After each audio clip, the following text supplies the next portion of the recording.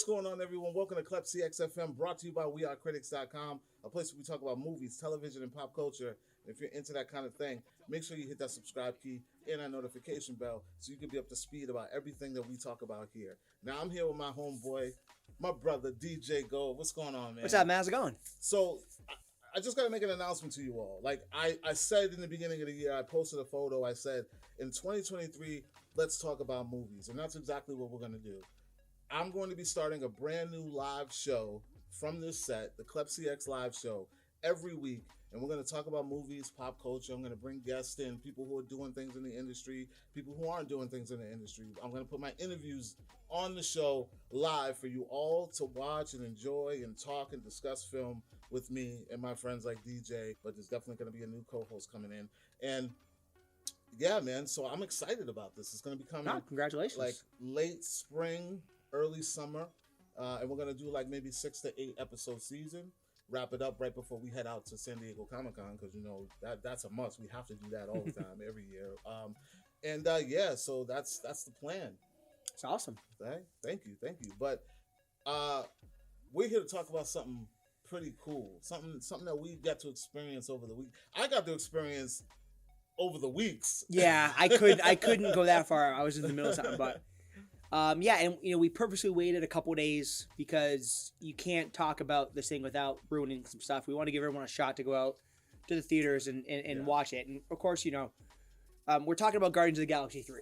A lot of people jumped the gun. Let me ask you something. How do you feel about that? Like, people, there's a lot of movie pundits out there like ourselves who talk about film, and a lot of them really do rush to just come out and just start talking about. Like, I don't mind an out of theater reaction because we do those. Yeah, but a full on like Easter egg picking and stuff, and it's like, give it a couple days, man. It's like I'm like, give it a weekend. Like everyone's in a hurry to be first for clicks. Yeah, I just feel like if you have your following, you have your following, and people are gonna tune in whether they want to or not. But a lot of people really jumped the gun over the weekend. I saw reviews as early as last Monday. Yeah, that's kind of bunk. I don't like that. It's like, especially like I know enough to stay away from it. But if you're like, little kid whose old man was planning on bringing him or something like that, and you already know what's going to happen and stuff, that's, it's, I don't know. To each their own, I guess. Yeah. So let's talk about Guardians of the Galaxy Volume 3. This is the third installment of James Gunn's trilogy, his story, that, some unlikely heroes. No one was checking for this. No one cared. Yeah, so I mean, let's start at the beginning. So about 10 years ago, they announced Guardians 1. And, James Gunn was known for doing quirky, kind of weird movies. Yeah. Chris Pratt was coming off of Parks and Rec, a failed audition for Thor, and a failed audition for Captain America. I couldn't see that anyway. I know. But and you had this book that, I think we said before, even like hardcore Marvel fans were not like, I can't wait for them to do a Guardians movie. Like, it was such a deep cut pull. Yeah. That you didn't really know what to expect, especially when you hear, so it's going to be like Marvel is kind of like a Marvel movie with like the heart of Star Wars, and you didn't know how that was going to turn out. I had my first introduction to them was in a cartoon. I saw them. You remember when Disney was on the DX? Oh, like Disney Marvel, X, the Avengers Disney XD show. I seen the cartoon, and they had the current costumes that they wear. The comic costumes. Yeah, the ones that they wear in the film, the blue with the red. Blue ones, yeah. And that was like way before the movie ever came out. Yeah. I knew of them, but didn't know that they were special or cool enough to be in a film. Yeah, and it's weird too because it's one of those teams where, much like, on the DC side of things, like the Suicide Squad, been a zillion people in the Guardians of the Galaxy. Yeah. And, they started the movie off, and they didn't actually pick the first group of Guardians. They kind of just cherry picked what they wanted, but all in all, I mean, it worked out. Obviously, they got 3 movies and a very underrated Christmas special out of it. So yeah, and I highly recommend. Like, a lot of people say, a lot of people are asking, do I have to watch Ant-Man to get what's going on in Guardians? Do I gotta watch Spider-Man or no? Listen, James Gunn did a really great job of containing his trilogy and his characters and his story. Yeah. So if you want to go back to Infinity War, I would recommend it. I would recommend you watch that. I would recommend you watch Endgame only for the Guardian stuff. There's not a lot of it in the mix, but there's enough of it where you'll understand what happens in 3. Then I would recommend the Christmas special. For narrative reasons. Yeah, the way when you say that too, it's funny because I remember we went to an IMAX marathon. We saw all 3 movies at once. Yeah. And I'm like, yeah, I don't really dig number 2 because so I'll take a nap through that. And I'm like, as I'm watching it, I haven't fallen asleep. I'm like, you know what? I think just in my head, I wasn't like stoked about 2, which is in itself an excellent movie. Oh yeah, but I think just what the problem too is I think it was like that was the last one before Infinity War kicked off. So it was like it was like you were just trying to like, okay, it was like Ant-Man 2. When's Infinity War coming? Yeah. But going back and watching it, I mean, it was great. And even though I think the thing with that movie too is, the first one they had to obviously tie to an Infinity Stone. The second one they didn't tie to anything. Yeah, it was just and having all the Avengers stuff be done with, and also James Gunn leaving, which we'll talk about pretty soon, I'm guessing. 3 really benefited from not having to latch itself into anything else. Yeah, and I'm not gonna lie, I was just like you in the beginning. I wasn't looking forward to watching it. It's always been a hard watch for me. Okay. And when we did the marathon and we watched all 3 back to back, I had a new appreciation for it. Same as I did with the Thor movies. Like, cause I'm not a fan of any of the Thor movies, none of them. But watching them all back to back, you kind of get the narrative of the character. You just kind of get pulled into it a little bit more than you would if you watched them individually within a 2-year gap between the 2. You know what I mean? So, or the 3. But I ended up appreciating this movie more for the narrative of the Peter Quill character and the Mantis and Drax friendship, and pretty much that's just those 2. You hear a lot of people saying that all 3 stories are Rocket's story, but I don't feel that way. I feel like each one is a story of certain characters. Yep. And yeah, Rocket is involved in all of it, but primarily the third one is Rocket's story. I never really felt like all 3 were Rocket's story. No, not at all. But number 3 definitely, it is a Rocket movie. Make no bones about it. It's Rocket's flick. So that's how it. So it's weird because so as everyone should know by now, there was a point in time when James Gunn was let go by Marvel. Yeah. And there was a whole bunch of protests. Dave Bautista and Chris Pratt and all these guys. They were gonna basically pay to void their contracts and not come back. Yeah. It was like legit. And when that happened, James Gunn went over to Warner Brothers and he made Suicide Squad, which also led to the Peacemaker show, which now led to James Gunn leaving Marvel entirely and being the president of basically DC Films. Yeah, no, not basically. He is. Well, there's like a co-guy, but he is a co-guy. James Gunn runs all. James Gunn is DC's Kevin Feige now. Yeah, he runs the whole thing. He's creative for DC now. Yep. Shout out to him for that because I think he's a perfect guy to do something like that. Any comic book property, I think. Yeah. And that really put a jam in the Marvel because I mean this movie came out 2 years ago. All of the directors in the Marvel pool are very talented, but now I don't think all of them have that thing that James Gunn has to understand and be able to take the awkwardness of the Marvel Cinematic or the Marvel Universe and make it make sense in a way that's grounded. Yeah, so the thing with Gunn is it wouldn't have worked if he did the Thor movies. It wouldn't have worked if he did Captain America. His bread and butter is your quirky, weird stuff. Yeah. Like if you go back to Slither and some of his other movies, hell, even like he did the live action Scooby-Doos. Yeah. That's a weird kind of pull, Yeah. So I think giving him the Guardians, he might be able to do with the Eternals too. It's like something unknown, but it just worked. He got, he got the, it was the perfect storm basically.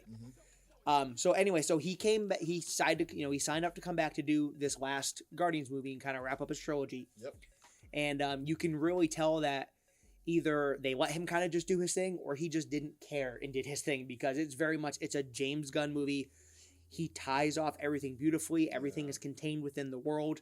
And this movie does benefit quite a bit because, you hear about the Marvel fatigue and the comic book fatigue. This movie really does benefit, I think, from taking place in space. So what do you don't have to mention anything that's happened before outside of the Guardians. Yeah, you don't, because it's a whole nother thing going on. Yeah. Like, I mean, even their introduction into Infinity War, it starts in space. They never even come to Earth. You know what I mean? Like, so it's overall. What did you think? What is your overall consensus of this film? Where do you rank it? What did you think? So I think when this is all said, I do think pound for pound, it's the best of the three Guardians movies. Really? Movie wise. Okay. So I think just the emotional beats, we know just like all the other ones, the music beats are outstanding. The stakes, but again, another what really sets it apart, and this isn't a knock on any other actor, whether it's Hiddleston or Brolin or anything like that. All these comic movies, when they don't really hit home runs, usually it's because they suffer from a villain problem. This movie does not have a villain problem. No, I didn't think so either. It's the High Evolutionary. I can't pronounce him. Chitwit Equinaway. Yeah. He was in Peacemaker. Hits a grand slam. He is terrifying in this movie. And I think that just, like I said, with the way James Gunn does stuff, the way he writes, the way he directs, all the weirdness with like all the aliens, and just everything just kind of worked out. And it's especially when it's kind of like the grand finale. Yeah. There's payoff. And if you have any kind of emotional investment in these characters, the payoff is just very satisfying. I think now you're at the point where really there is a legit discussion to be had. What's the greatest series within the MCU? Is it the 3 Captain America movies, or is it the 3 Guardians movies? I think, and listen, I'm a huge Captain America fan. Like, I love all the Cap stories. I love the grounded stories. I love, the soldier out of time kind of thing. And even I believe that the Guardians is the best trilogy in the MCU. Yeah, it's tough because I still think my favorite MCU movie is Winter Soldier. So that might skew it a little bit for me. I'll tell you why. It's not by a long, not by a long shot. It's only because Cap's 3rd movie isn't a Cap movie. This is true. So, they just put his name on it.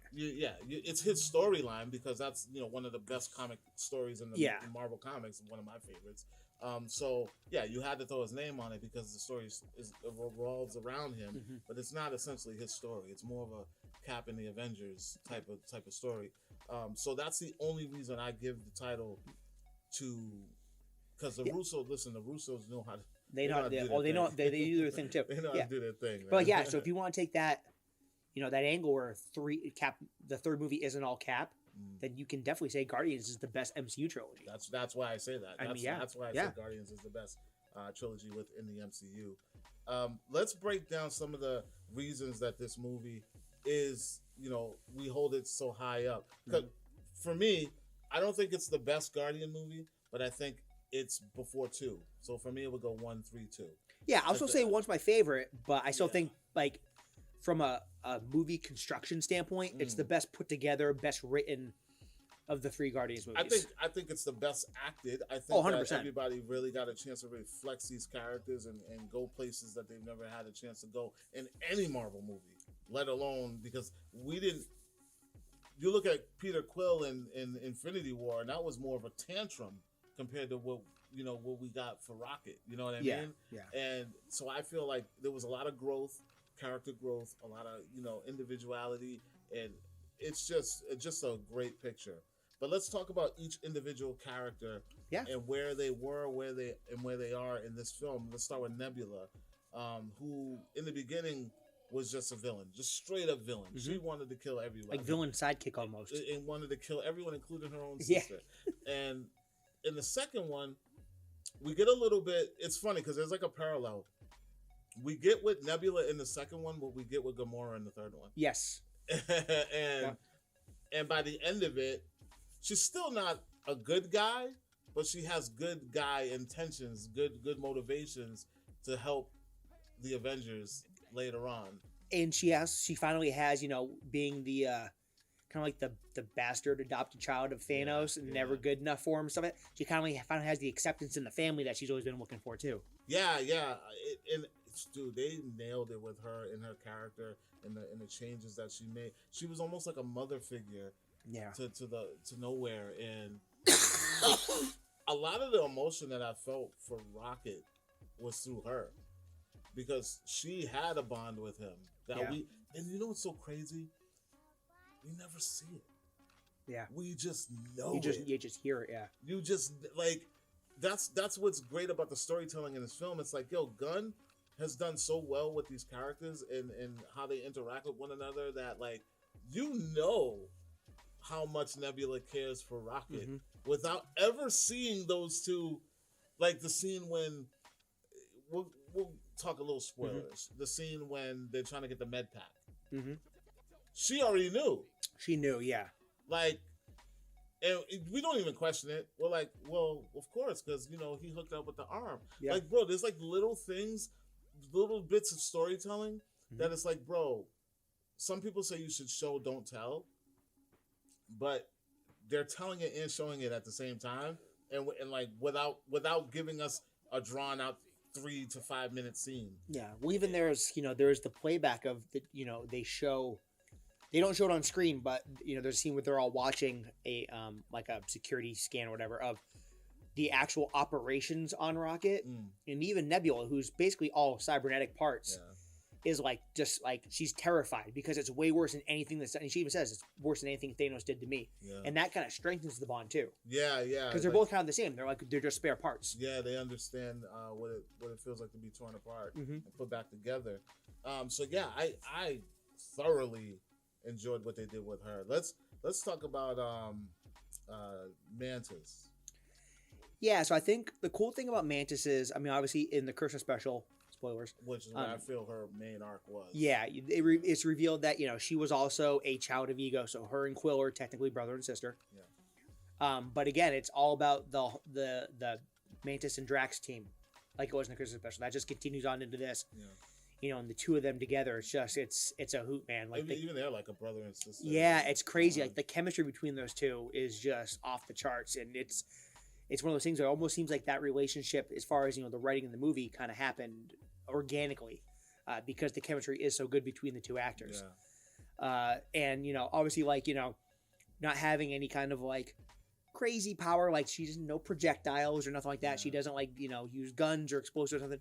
But she actually she gets into some action in this one, which is nice. She whoops a couple dudes, and it it just says that she's it's not comic relief, but it's more like she's like the sense of innocence in the group.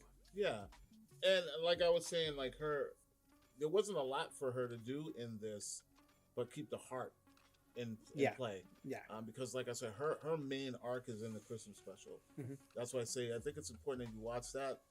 Because you might watch this movie and be like, well, they kind of sidelined her. But they didn't, because you need that piece of information to know where she is in the movie. Yeah, and also, I'm sure we'll get to him, but she has a big part in pushing Drax to his final outcome in this movie, too. Yeah, and again, it's all because of that whole Mantis and Drax thing. Yeah, and let's jump into, let's get into Drax now. Okay. Let's talk about Drax, because... part 2, he was a little annoying. It was like every scene he's like gut busting laughing. Yeah, like every scene, and it drove me crazy. I was like, it's not that funny. Yeah. It's like it was funny, but it wasn't that funny. Yeah. So after seeing the Christmas special and then seeing the bond between a lot of these characters, you end up falling in love with it because of the way that they interact with each other. Mm-hmm. I loved that final thing about him that Nebula kind of said about him, his purpose and why he's there, because it just made so much sense. Yeah, because he did have that playful spirit, and he did like he was a nurturer in his own way. And just childish like at heart. Yeah. Even though he was a destroyer and a brute, and he could take you down, but he had that soft side that Nebula just hit it right on the head. Mm-hmm. Like you were supposed to be a father. Yeah. Like, dude. Are we trying not to spoil any of the endings, or? I mean, we're at that point right now. I don't mind as long as it's not blatant. So by all means. So my thing was I honestly went into this movie expecting half of the characters to die. Yeah, me too. And especially Drax, where Batista came out the day after filming, and he's like, "I'm done. I'm never playing Drax again. I'm only working for James Gunn." I thought he was gone. Yeah, I thought. Listen, I thought a lot of people were gonna die in this. A lot. Yeah, so to have him not die was a nice change of pace, and I did like the whole like the he's like the father to all, like there's a bunch of kids in the movie. It will make sense when you see it, but it was a nice payoff for a character that, again, people grown with and no one really cared about when it started off, and he ends up and they play you a lot too, like the roller coaster, and it's like you think at You every don't turn, know what. Yeah. You think at every turn someone's gonna go. You have no idea who's gonna go. Let's talk about. Let's jump to Groot. Okay. So Groot is in number two, Groot kind of took the world by storm with Baby Groot. Still possibly the best 5-minute opening to any movie ever is Baby Groot dancing around to Mr. Blue while they're getting the hell kicked out of him. But the thing with Groot is he, in Avengers he was like teenage Groot. Yeah. Now he's like young adult Groot, I guess. Yeah. And the way they did Groot in this one is he's not as like when Groot was full size adult Groot in the first one, he was kind of like slender and taller. Yeah. So this one he's kind of like brick shit husky, house Groot, like he's a big boy. Yeah. He's got some cool moments. Like I said, like there's some moments with him and Quill where because with what happens to Rocket, Groot's kind of not tied to Rocket in this one so much. Yeah. Even though they still do they still get their Groot and Rocket shot off, but because obviously Groot doesn't talk a lot, but he does say some, he has a moment, we'll say. But I did like the design of them with the bigger shoulders. There's the wings. If you had the figure, you knew the wings were coming. I thought, what I was really kind of trying to figure it out, but it looked like they went practical just so they could avoid CG. Is that someone in a suit? I don't know because it did look very like a Muppet. Yeah, it looked like someone was in a suit. Because he was like the size. It was like a bigger human. It was like they put like a wrestler in a suit, basically. Which would make sense. You want to save a little bit of money. Like, why do CG? I think it looks better too. Yeah, it looks. So I don't know. That's a good little point. theme parkish, but it's still like because think about it now. They could do that Groot at the Avengers campus easily. Well, yeah, and they at Avengers campus they have Project Exo, I think they called it, and the first suit that came out was Smart Hulk in the quantum suit, the Ant-Man suit. Oh yeah. So you'll see like Hulk will walk around the park. Nice. Yeah, they're working on that. Nice. But anyway, and it was all to there's, by the way, 2 post-credit scenes. There's a mid and a post, and Groot does evolve throughout again throughout the end of the movie, and it's if you know you know. But Groot was cool. He did some awesome stuff. They show a scene in the trailer. There's a back-to-back with him and Quill with all the guns. That was dope. We're gonna get into the action. We'll talk about the action. It was Groot. He's not as cute as he was in 2 because nothing can be, but he's a lot more. He serves a good purpose in this one. He's a lot more practical than the little tiny one. So Groot was just Groot to me. Yeah. I love that. Obviously, I'm a Groot fan. I love that moment at the end. Where he says what he says. Listen. A lot of the payoffs are in the end. It's crazy. And I want to talk about one of the payoffs as we talk about this character because I want to save Gamora and Quill for the end. Okay. Let's talk about Rocket. Yeah. Let's talk about how slick that little seed in the beginning of the movie, because listen, I've seen it so many times that every time I see it, I'm like, wow, that what seed I'm talking about. So there was in the beginning. Yep. When they're playing that dope ass song in the beginning of the movie, and Rocket's again the music cues in so it you don't realize you're watching, but like Guardians 1 was all 70 songs, Guardians 2 was all 80 songs. Yep. This one was all 90 songs. Yeah. The music cues in this movie are second to none. Yeah, and then at the end they went to 2000. Yep, at the end they go to 2000. So there's a scene when Nebula is talking to Rocket, and he's upside down. And she's like, why are you walking on the ceiling? And he says what he says. Like, I made these gravity boots. Dude, when the payoff came, I was like, holy yo. Yeah. It was it was like he crazy. Already was planning it. Well, and then too, there's another, like the way I took it, there's another one too where I take it. So in the beginning it starts off and they're in nowhere, like from the Christmas special. They have this whole town and they got Quill's Zune hooked up to like the speakers in the town, so everyone's listening to music. Yeah. And first thing you see is Rocket.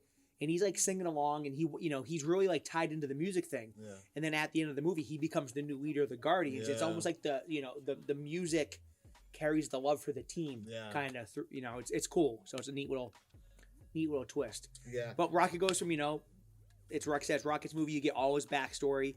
You get little baby adorable Rocket Raccoon. You get some of his experiment friends. It just reminded me, I have a Funko Pop of the flocked baby. Oh, do you? I gotta go pick it up. Yeah. Nice. Yes. No more Funko Pops, but yeah. So the Rocket stuff is, I mean, it's gonna rip the heart out of your chest. Like it's sad. Like the Rock, it's a sad, but it's a crazy thing that you end up caring so much for a CGI raccoon, who again, we talked about the way they constructed the team. Rocket's first appearance was in a Hulk comic book. Yeah, I know. It's not like he's like an original. With Lila. Yeah, he's not like he's an original Guardian character. Lila too, Linda Cardini. So a Scooby Doo comeback. Yeah. And Hawkeye's wife. Yeah, always gonna be Velma. But I mean, Rocket goes from basically dying, pretty much. He's in the movie to the end, and it's like it's crazy. The only downside I would say about the Rocket thing, and this is like splitting hairs. Even though he whoops a ton of people, I wanted him to go like Marvel Capcom, like Infinite, like just giant gun, like just nuke something. Like Berserker. Yeah. He still goes off. Yeah, listen. There's plenty of dudes get smoked. Like, talk about that action sequence. Trust me. Yeah, no. Yeah, but I just wanted to see. I wanted like some like crazy like. I wanted I wanted Rocket to drop the F-bomb in this. He should have instead of. He should have. Yeah. So yeah, first F-bomb in a Marvel movie. Yeah, I know. Which, being from Boston, I appreciate. Well, I mean, technically, you can get away with it. It's you can. You can get away with, I think, at least 2. Yeah. Two, I think it is. Yeah. But yeah, with Rocket, I was all in emotionally, man. Like you get a real sense of those conversations he was having with Yondu. Yeah, from 2. And you're me kind of thing, and man, like because Rocket has always been like pushes people away. Like he's always been like you can tell he loves you, but he's always like just hard on you, like from jump. Even in part 1 when Quill's yelling at Oman's like the first time you meet somebody, you just want to shoot him, you want to kill them and stuff. So and you realize why he has attachment issues because he doesn't want to go through what he went through beforehand, probably. So yeah, man. it's done so like smart. Everything is just so sneaky, and it just ties back to like Guardians 1 and even, and it's crazy. So even though this movie is a big chunk of Rocket fuel. See what I did there? Waka waka. This film is definitely surrounding around Rocket, and he's essentially the mission that needs to get taken care of. There are 2 characters who will always play the front of every Guardian movie because their story trumps all, and we get a good version of what's going on with Peter Quill and Gamora. Yeah. Where are you feeling about Gamora? Let's start with Gamora. Where are you feeling about that? A lot of people don't like that she's went off and did her thing the way she did it. Well, remember too, it's not technically Gamora. It's Gamora. It is, but it's a different timeline it's Gamora. 2014 Gamora. Yeah, it's a different timeline Gamora. So she goes off and joins the Ravengers. Yeah. Basically takes Yondu's place pretty much, it seems like. You think? I think she was still I think Stallone was Yondu. Well, Stallone's a different Ravenger faction. Yeah. Oh yeah, it was a different okay. Yeah. So she seems like she took over the captain spot, Yondu's crew kind of thing, or who was left after 2. Yeah. And the way she gets back in the fold is basically they hire her for some information, etc. like that. Yeah. And I mean, it is nice because she does soften up a little bit, but you can tell that it's never going to be what her and Quill had in the first one. It's just that this Gamora is never going to be that Gamora. And you see that in Quill throughout the movie, like he finally realizes it, and you can just you can see the heartbreak as the movie goes on with it too. I feel so bad for him, even like. But here's the funny thing, and this is me because I'm just an optimist. I honestly think that there could be something. Maybe. I honestly think that here's the thing about infinite time and infinite space and alternate reality. Like, regardless of how you get there, you always end up at the same place. Yeah, there's a multiverse somewhere where they're probably together. So, well, I think in every universe we'll never know, but I know. Cinematically, we'll never know. In the books, cinematically, we'll never know. But I believe in the fact that no matter where you start, no matter which way you turn, which way you go, you always end up in the same place. Yeah. But however, with this one, there's one big obstacle cinematically for this to ever happen. She's still a Ravager in space, and he goes back to Earth. Makes it a little tough. Yeah, for now though. He goes back. Yeah, for now. For now though, we saw what it said at the end. Yeah. So, Peter Quill, the growth of that character. Dude, James Gunn nailed it. Yeah. From bratty, spoiled kid with no manners to just finding love, becoming a leader, becoming a, and then it's more like Ravager. It's not sort of Brad. He gets like Bratty Ravager. He's like he was basically a pirate, and pirates are very not well mannered, not well liked. Yeah, space pirate. Very selfish. Yeah. And I think there's an after you save the universe and all that stuff, and your girlfriend dies and all that, it helps you mature. But also I think part of that too was just like Chris Pratt's maturity as an actor too. Like he went from being just like the chubby guy from Parks and Rec, which was get written off after the first season. Yeah. Also, I love Parks and Rec. It's probably my favorite show of all time. But to a leading Hollywood guy too. So maybe they started taking his character a little more seriously. He tuned some stuff up, but it's everything they did in these three movies, especially the third one, just seemed to work for one reason or another. Whether it's the writing, the acting, the directing, the cinematography, everything just worked. And you can sit down, watch all three of these, and it's one just continuous arc. Like you really don't think about any like major plot holes. Nothing's left behind. It's just it all just works. I don't know how they did it, but they did it. I'm satisfied. Like I don't need any more. They could never make another Guardians of the Galaxy ever again. They will. I honestly don't care if they do or not. Like, that's how well I think this movie, left me. Like I love watching Avengers movies, and I could go for another Avengers movie every single time. Yeah. I could go for another Iron Man movie. I could go for another Cap movie. We're gonna get one. Yeah. But honestly, if they were just like the Guardians are never gonna, I'd be okay because I think it was capped off just perfectly, and I wouldn't want to ruin. Excuse me, I wouldn't want to ruin what we've gotten with these characters unless it was going to be like a whole new like team, like completely brand new. Which I think it would be. Not even with the ones that we know already. Really, like where it left off. Yeah, although I love seeing Rocket in that position. I love I was okay with every member that came out in the new because they're only going to get better. Yeah, you know what I mean. But I'm good. We've basically been like talking this thing up like crazy, and it deserves it. Anything didn't work for you? Yeah, the one thing that didn't work for me was funny enough. You know what I'm shout going out, for, right? Shout out to my guy Mayhem Madness, Nick. He surprised me because the one thing that I didn't like, he actually loved. Yeah, so I had a problem with Adam Warlock, not the character. I love Adam Warlock in the comic. I didn't like that they kind of made him a throwaway character. But hear me out. I understand that we didn't need another alpha in this film because Rocket was the alpha, Quill is an alpha. Who else? We couldn't even say Dragon. I would say Quill and Rocket were the alphas in this film, and then we had the higher evolutionary. We didn't need another alpha in this film. It just seems out of place.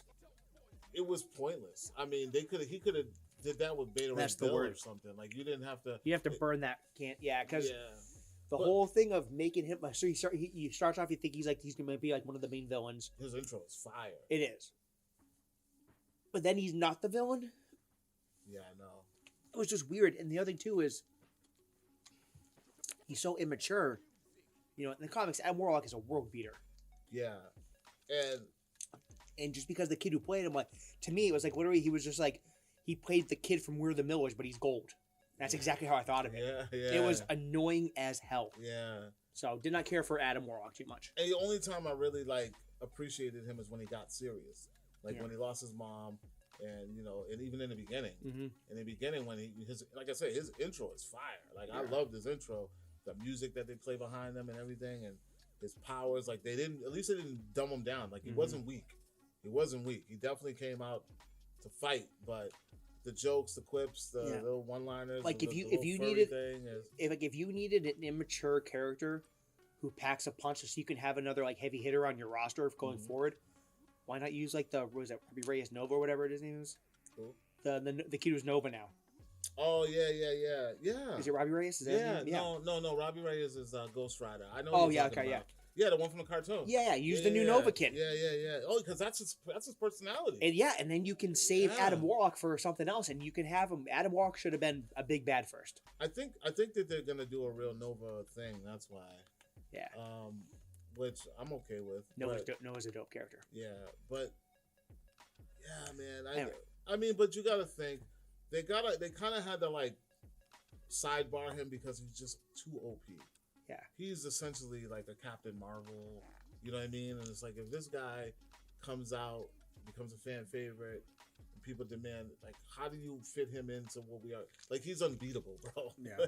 He's literally unbeatable. Yeah. But yeah, that was probably the one. Oh, and other than him, the only other thing I didn't like is that it felt long. It felt really long, and like I've seen it 3 times. Yeah. What do you know the official runtime? I didn't even look it up. I don't even know. I think it was 2.5-ish. I think it was like 2.5. Yeah. But it felt. Did it feel long all 3 times? Because I know one of the times it was midnight, so I was. Yes, the third time it felt really long, and I saw it at the drive-in. Oh, okay. It felt really, really long. Like I was counting in my head the beats because I wanted to get to the scenes that I loved, but I still enjoyed it. Like I can watch it over and over. I can definitely put it on as background noise or whatever, and never worry about anything. But it does play long. Yeah, it plays a little long. You have to really care about what you're watching to get through it. But they do, they Nick saw it twice because he fell asleep on it the first time. So. They do hook you up with some really nice action scenes in this, though. So, the third act for this movie gives me something I never knew I needed, and that's a third act comic book fight to a Beastie Boys song. Dude. And it is dope. The best battle fight scene in any MCU movie. Yeah. I think it's better than the battle in Endgame. Because the only good thing about the battle in Endgame is Avengers Assemble. And then the scene before that when when Cap picks up the hammer. Yeah, and even like Infinity War, you have the Bring Me Thanos, which is a good scene too.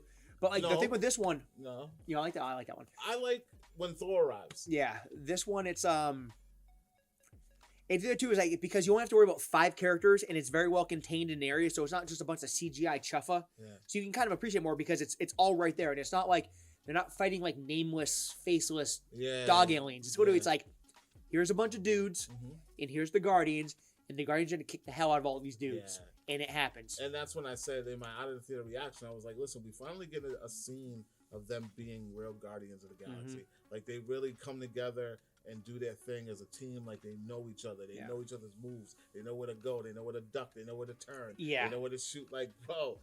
It was like playing the video game almost. Oh my God. That scene. It was like when you do the assist moves in the game. It was like, and that's what I said when I said that. That's the best MCU fight scene ever because we didn't even get nothing like that in Civil War. No, you didn't.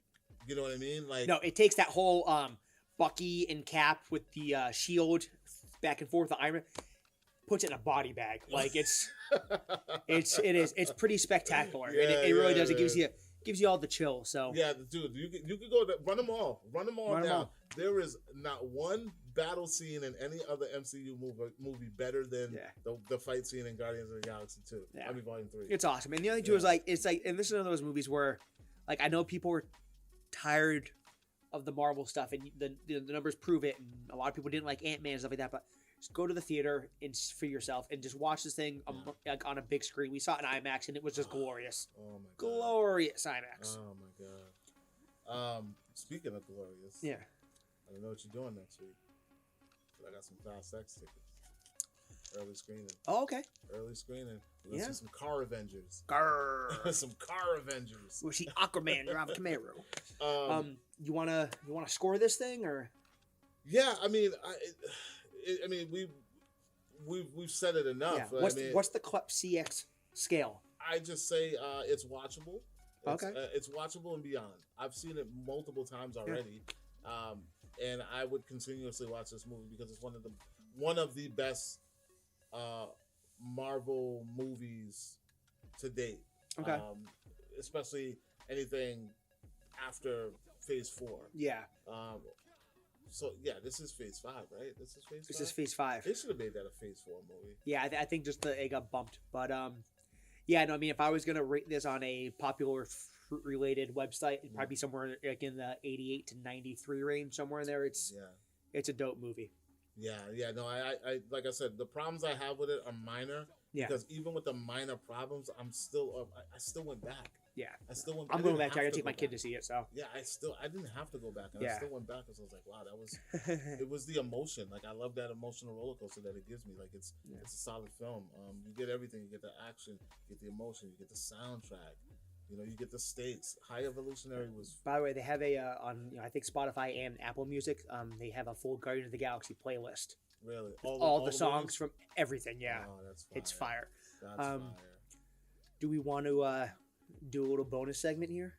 Yeah, you were mentioning something about, because like I said, I'm good. Yeah, I don't need any more Guardians movies. No, but here's the thing. James Gunn, like we said, is now in charge of DC, and James Gunn, much like a lot of directors, especially the ones I like Kevin Smith and stuff like that, bring all their friends with them when they go to play. Yeah. So you've already heard that Batista's probably gonna go. Karen Gillan's already said she wants to go. Yeah. Mantis wants to go. So I figured it'd be fun. Let's go ahead and fan cast the Guardians of the Galaxy in the DCEU or the new DCEU. What do you? So you mean what? Where would they? Who would they play? Who would they play in the DCU? Yep. Oh man. So first up, I had to write down because I was. Okay. So I'm gonna try and go off the top. Yeah. Go ahead, so I always pronounce her name wrong. It's Palm Klemetif. I love her. Yep. So Mantis. So where would you put Mantis in the DC world? See, I'm not even gonna like. I'm not gonna be stereotypical and be like she could be. What's her face? Katana. What's her name from? Katana. I'm gonna go with. I always forget her name. The magician. Satana. Oh yeah, no. That's Ana de Armas. Okay, so my thing was, the easy pull would be to like give her some kind of alien character. Okay. But I think this poor woman's been in enough makeup over the time, so I'm actually gonna. My pick was because I know her and James Gunn are boys basically, and if she plays this character, he can weave her in and out of so many things, TV shows, movies, whatever. It's Mercy Graves. It's Lex Luthor's valet and bodyguard. That's not bad. That's not bad at all. He can that way she can just show up everywhere. That's not bad at all. Yeah. That's really good. Thank you. Yeah, I'm freestyling. You guys No. But in fairness, I thought about this for about 3 minutes today, and I wrote it down real quick. Okay, so next up we're doing Nebula, Karen Gillan. So she is publicly came out and said she wants to play Poison Ivy. I was literally going to say that. So she can have that. That's fine. It's an easy poll. She's natural redhead too, right? She is. She is. She's Scottish. I went a little off the grid. Because, again, James Gunn uses the weird characters. There's a Superboy villain called Knockout. Okay. Red hair. The other thing, too, Karen Gillan, she's like 6'2". She's a tall girl. Tall. So if she plays Knockout, they can put her like in a Suicide Squad movie or something like that. And she looks the part or whatever. It just, Poison Ivy you save for something else. Yeah, but I could see her as Poison Ivy. Okay. Yeah. I mean, she's a draw, so. She is. Yeah, she's awesome. Very nice to have met her before. She's awesome. Yeah. Okay, Gamora, Zoe Saldana. This one was tough, but because I don't think she would do it because I think after Star Trek and Marvel, she seems like she's done with big franchises. Yeah, it's like I want to let this girl flex, man. Let this woman do her thing because she's been tied down. I mean, listen, no complaints. No, she's got what? She's got in 3 of the top highest grossing films of all time. Yeah, and it's not Star Trek made no money. Like she's made some dough. She's in both Avatars. Oh yeah, I forgot about it. 'Cause I don't watch Avatar. I forgot about that too. And she's in the Avengers. So she's the top 4 highest grossing movies of all time. Or Zoe movies. She's in them. And let's not forget, she kind of technically was in a DC movie already. Yeah. She was in The Losers. Yeah. Oh yeah. Yeah. That was a good one too. If you had to give her a proper DC character, where are you going? Damn, man, you got me. You got me on the spot. I don't know.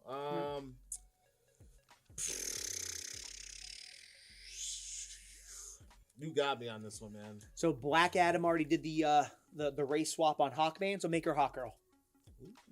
There you go.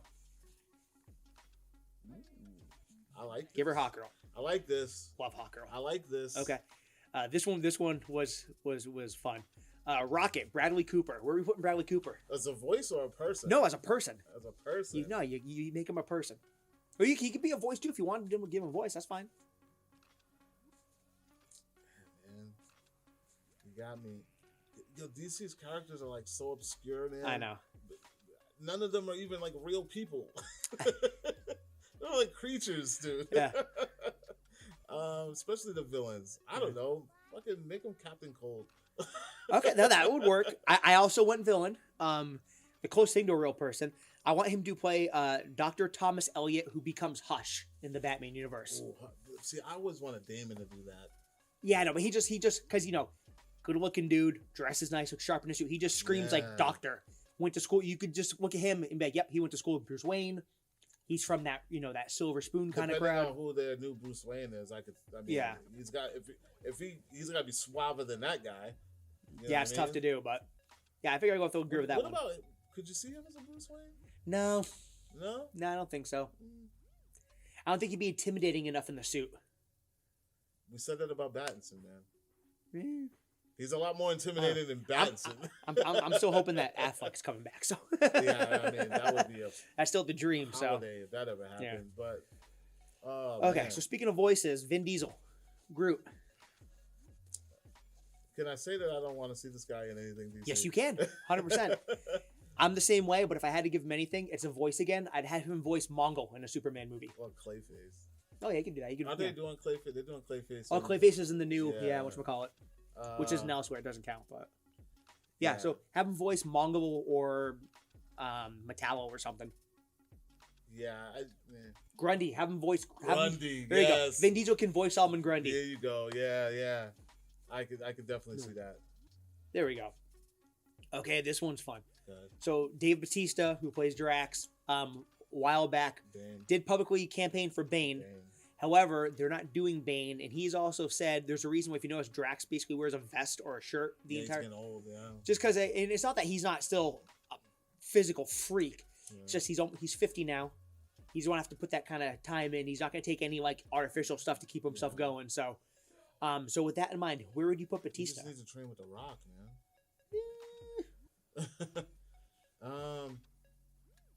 He could be like a Grundy or like Clayface or dang.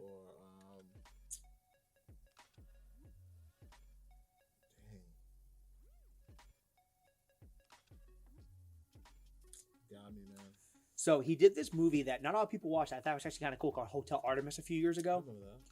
And as soon as I saw him with the glasses on the beard, I'm like, it's Dr. Hugo Strange from Arkham. Dog, I had that in the back of my head, but I was like, it's kind of too. But I'm like, yeah, it wouldn't hurt if Hugo Strange can bang some heads, you know. I literally had it in the back of my head, but I was like, nah, he was a doctor in Artemis. Yeah, he was like a nurse or whatever. Yeah. But especially like the way they do, like Hugo Strange in Arkham, like he's a bigger dude. So. Yeah. Okay. Okay. Here's the hard one. Go ahead. Chris Pratt. Chris Pratt is. I mean, he Booster? is. Everyone says Booster. I don't like it for Booster, but it's tough too because he's Mario. He's the Lego Movie guy. He's in all these big things now. It's tough. Like I mean, I wouldn't want to put him in like a main run kind of character. Arrow. I was thinking Green Lantern Guy Gardner. He can still be a dick, but they don't use him as much because I don't think you need him as a prevalent DC character. I honestly want to see him do something outside of the smartass. Yeah, Plastic Man would be cool though too for him. Well, I wonder if you could give him a villain role. Nah, Plastic Man I would give to what's his name? Old boy from like a Ben Schwartz or somebody. Oh yeah, like, Ben Schwartz would be kind of cool. Yeah, yeah, like that. Or yeah, it's tough. Like I don't want him to be Peter Quill again. That's what you have to be careful with. That's why I said Guy Gardner, because Guy Gardner is like he's like a dick to the point where people hate him. And not only that, eventually Guy Gardner becomes a bad guy. He becomes like an Orange Lantern or whatever. Okay, yeah, if I can see him. You could have him, you got him turn heel and kind of flex some acting chops a little bit. If he turns face, I might dig it, but I want to see him kind of do something more. Well, I mean, even though Arrow on the TV series wasn't exactly Arrow in the comic, he was more of a brooding kind of character on television. Yeah. But I would rather see him play something with a little more depth. It's too bad he's in his 40s because he'd make a great Jimmy Olsen just from personality wise, but. then it would just be a quick hitter, you know. He's too jacked. I definitely I don't want to see him as Booster Gold because when we talked, I want the dude who played Hangman in Top Gun to play Booster Gold. Yeah. I don't want him as Batman. I don't want him as Superman. I want him any of these big guns. I want I want that Slate Queen. Actually, I want Cavill and Affleck back, but that's not gonna happen. No, I know, I would too, but like honestly, I would rather them go with somebody different. Yeah. Someone new for Soups.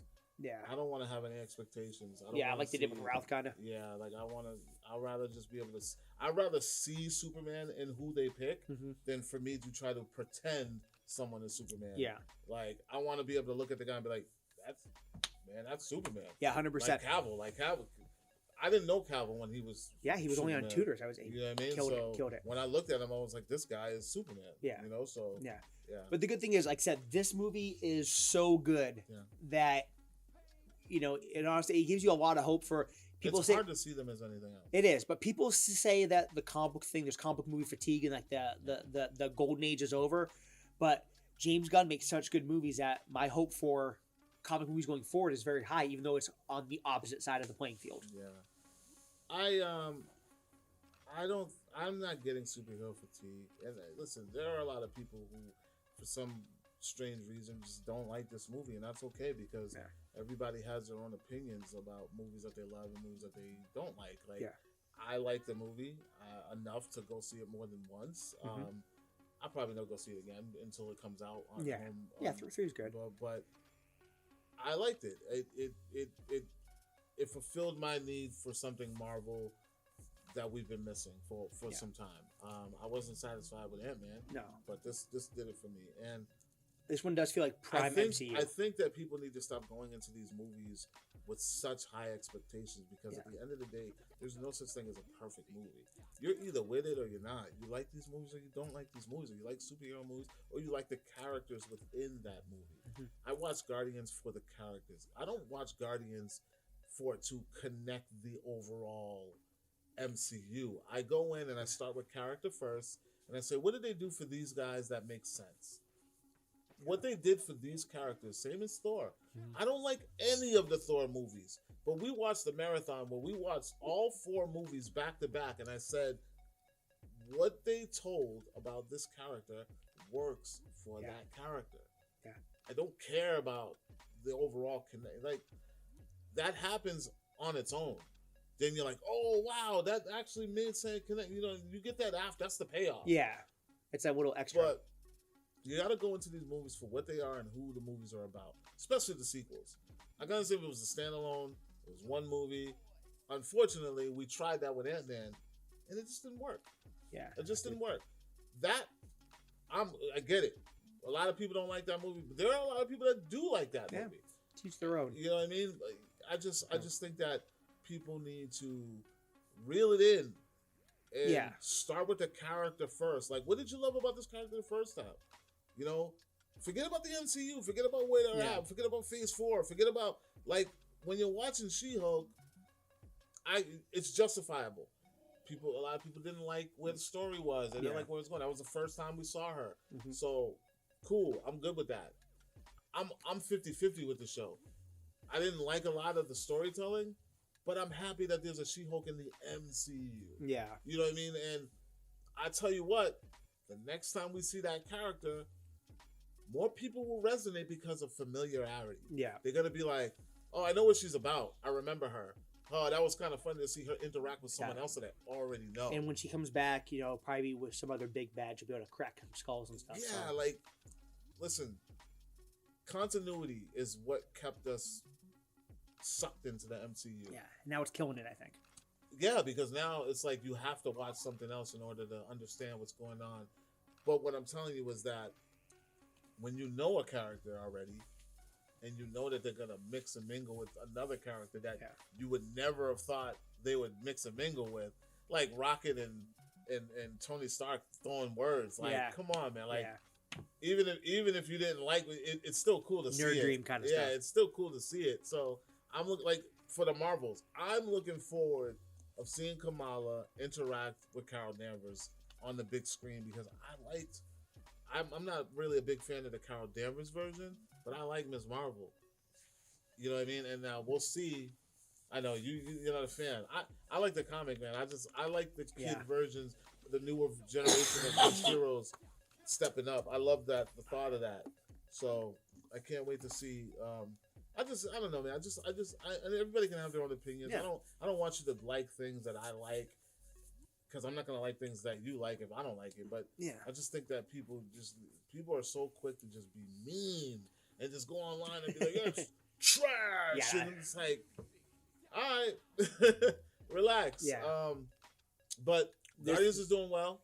It's like 200 million. Yeah, it's worth to go see at 248, I think, worldwide first weekend. Yeah, worldwide. So it's worth going to see. Like, I mean, the whole, like, when you look back on it's, especially for like a licensed property, the Guardians trilogy, it's almost like it's like a master class in storytelling. It really is. And like I said, the fact that they were able to pay off everything the way they paid it off. I mean, wait till you go see Quill's payoff. It's pretty special. So good. There's in the post-credit scene, pay attention to the newspaper. That's all I gotta say. Because that was pretty funny. That was a cool nod. I mean, that's all I gotta say about this, man.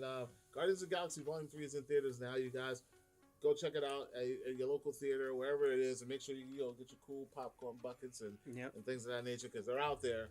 All the chuffa. Yeah. So as always, guys, I'm out of here. Like, comment, share. Make sure you subscribe. And until next time, guys, hope you enjoy the show. Peace.